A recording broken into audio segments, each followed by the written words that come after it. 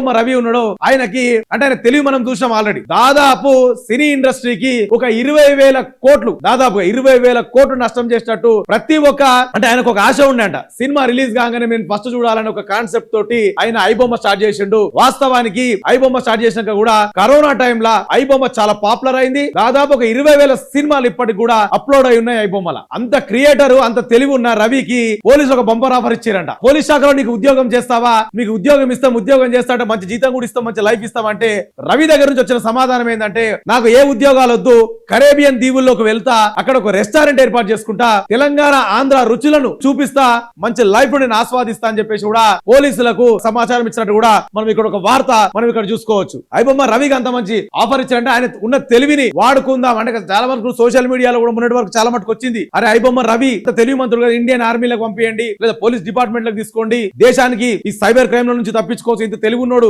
ఏదైనా మంచి జాబ్ లో దేశంలో మంచి గౌరవమైన జాబ్ లో ఉండుంటే మంచిగా ఉంటది కదా మన దేశానికి అని చెప్పేసి కూడా చాలా మంది సోషల్ మీడియాలో ఈ మాటలు చాలా మటుకు వచ్చినాయి. మరి దాని మీద ఏమన్నా అనుకోని స్పందించి పోలీసులు ఏమన్నా మరి రియాక్ట్ ఇచ్చిరేమో, అట్లా ఆఫర్ ఇస్తామని చెప్పేసి అని ఒక వార్తనే. అది ఆయనకు ఆఫర్ ఇస్తా అంటే వద్దానంటే డైరెక్ట్ నాకు ఏ ఆఫర్ వద్దు, నేను రెస్టారెంట్ కరేబియన్ దీవుల్లోకి పోయి రెస్టారెంట్ పెట్టుకొని బతుకుతా గానీ మీ ఆఫర్ నాకు వద్దని చెప్పి ఆఫర్ తిరస్కరించినట్టు కూడా మనం ఇక్కడ వార్త చూసుకోవచ్చు.